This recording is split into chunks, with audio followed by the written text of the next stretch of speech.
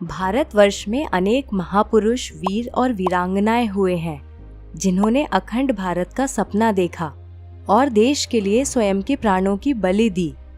वर्तमान में भी भारत की जनता अखंड भारत के नाम पर एक सकारात्मक प्रतिक्रिया व्यक्त करती है।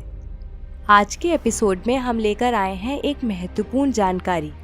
क्या होगा यदि भारत पुनः एक हो जाए?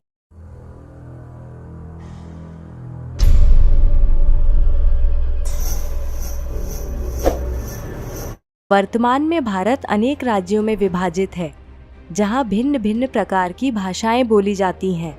संस्कृति के मामले में भी बहुत से राज्य एक दूसरे से अलग हैं। जीवन जीने के ढंग में भी बहुत अंतर है, परंतु मातृभूमि भारतवर्ष के लिए सदैव ही एकजुट रहते हैं।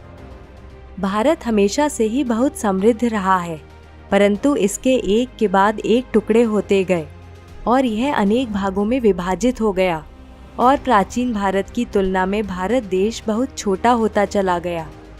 यदि भारत विभाजित नहीं होता तो जो देश आज दुनिया के सबसे बड़े देशों की सूची में सम्मिलित हैं, वो भारत की तुलना में बहुत छोटे और पीछे होते। वैसे तो यह महज एक कल्पना ही है, लेकिन चलिए फिर भी जानते हैं कि यदि भारत फिर से एक हो जाए तो क्या होगा। प्राचीन भारत से सन 1747 में अफगानिस्तान अलग हुआ। 1768 में नेपाल ने भी एक अलग देश बनाया।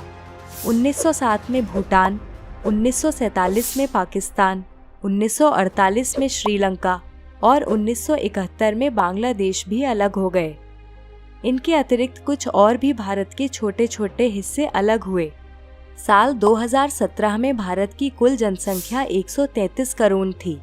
अफगानिस्तान की 3.5 करोड़, नेपाल की 2.9 करोड़, भूटान की जनसंख्या 8 लाख, पाकिस्तान की 19.7 करोड़, श्रीलंका की 2.1 करोड़ और बांग्लादेश की 16.4 करोड़ है। तो यदि भारत खंडित नहीं होता तो भारत की कुल जनसंख्या लगभग 177 करोड़ होती। मतलब भारत विश्व में सबसे अधिक जनसंख्या वाला देश होता, जिससे देश के पास जनशक्ति या श्रम शक्ति सबसे अधिक होते। तब शायद व्यापार, खेती आदि अधिक होते। भारत अधिक मात्रा में एक्सपोर्ट कर सकता था। देश की जीडीपी भी अधिक होती। परंतु इतनी जनसंख्या होने पर चुनौती यह थी कि इतनी बड़ी संख्या में लोगों की आवश्यकताओं की पूर्ति करना सरकारों के लिए आसान नहीं होता। अगर जीडीपी के संदर्भ में देखा जाए तो महाराष्ट्र $430 बिलियन जीडीपी के साथ पहले नंबर पर होगा। तमिलनाडु $250 बिलियन जीडीपी के साथ दूसरे नंबर पर, उत्तर प्रदेश और कर्नाटक $230 बिलियन जीडीपी के साथ क्रमशः तीसरे और चौथे नंबर पर। वहीं अगर गरीबी की बात करें तो इस सूची में अफगानिस्तान के बहुत से राज्य होंगे। अफगानिस्तान की एक बड़ी संख्या गरीबी रेखा से नीचे है। वहाँ की अधिकांश जनता को अच्छा खाना पीना भी नहीं मिलता। अफगानिस्तान की ऐसी स्थिति रोजगार की कमी के कारण है। अब राज्यों के क्षेत्रफल की बात करते हैं। वर्तमान में पहले नंबर पर भारत का सबसे बड़ा राज्य राजस्थान, दूसरे नंबर पर मध्य प्रदेश और तीसरे पर महाराष्ट्र है। यदि भारत अपनी मूल स्थिति में होता तो क्षेत्रफल के अनुसार भारत का सबसे बड़ा राज्य बलूचिस्तान होता, जो पाकिस्तान में स्थित है। वहीं देश के क्षेत्रफल की बात करें तो भारत का कुल क्षेत्र 32,87,000 वर्ग किलोमीटर का है। पाकिस्तान कुल 8,81,000 वर्ग किलोमीटर के क्षेत्र में फैला हुआ है। अफगानिस्तान का कुल क्षेत्र 6,52,000 वर्ग किलोमीटर का है। वहीं नेपाल और बांग्लादेश 1,47,000, भूटान 38,000 स्क्वायर किलोमीटर और श्रीलंका 65,000 स्क्वायर किलोमीटर के क्षेत्रों में फैले हुए हैं। इस तरह अखंड भारत का कुल क्षेत्रफल 52,17,000 वर्ग किलोमीटर का होगा। अब बात करते हैं भारत से अलग हुए देशों के किसी भी हिस्से में जाने की। मान लीजिए आपको पाकिस्तान के कराची, इस्लामाबाद या श्रीलंका के कोलंबो या अफगानिस्तान के कंधार में जाना हो, तो अखंड भारत में आपको केवल ट्रेन या बस की ही आवश्यकता पड़ेगी। सरकार से अनुमति, पासपोर्ट आदि की कोई ज़रूरत नहीं होगी। क्या आप जानते हैं कि हमारे देश के नोटों पर कुल 17 भाषाएं लिखी हुई हैं? यदि भारत फिर से एक हुआ तो नोट पर कुल 24 भाषाएं होंगी। अब बात करते हैं भारत के सबसे विवादास्पद राज्य जम्मू कश्मीर की। सन 1947 में जब भारत अंग्रेजों से स्वतंत्र हुआ, तब से ही इस राज्य को लेकर भारत, पाकिस्तान और चीन के बीच विवाद है।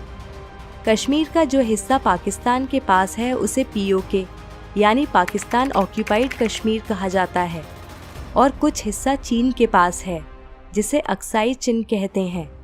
अभी हाल में ही जम्मू कश्मीर पर आए फैसले के अनुसार जम्मू कश्मीर और लद्दाख को 2 अलग यूनियन टेरिटरीज घोषित कर दिया गया। धारा 370 के हटने से बहुत विवाद हुआ। आज़ादी की शुरुआत से ही कश्मीर विवादों से घिरा है।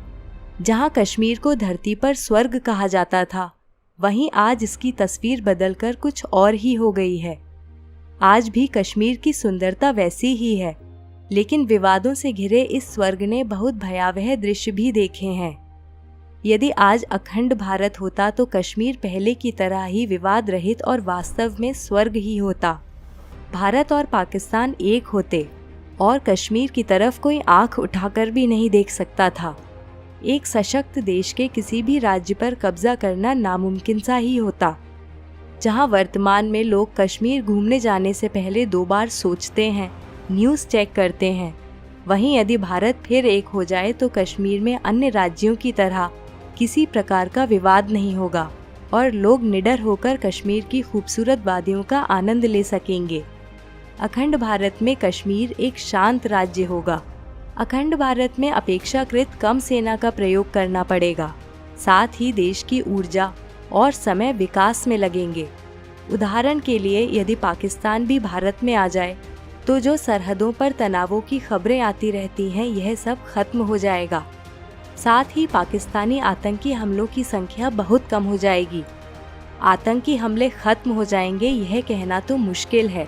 अब यदि पर्यटन की बात करें तो अखंड भारत में पर्यटन बहुत बेहतर होगा, क्योंकि अभी की अपेक्षा भारत में अनेक पर्यटन स्थल जुड़ जाएंगे, जिस कारण विश्व भर में भारत पर्यटन का और भी बड़े स्तर पर प्रचार होगा।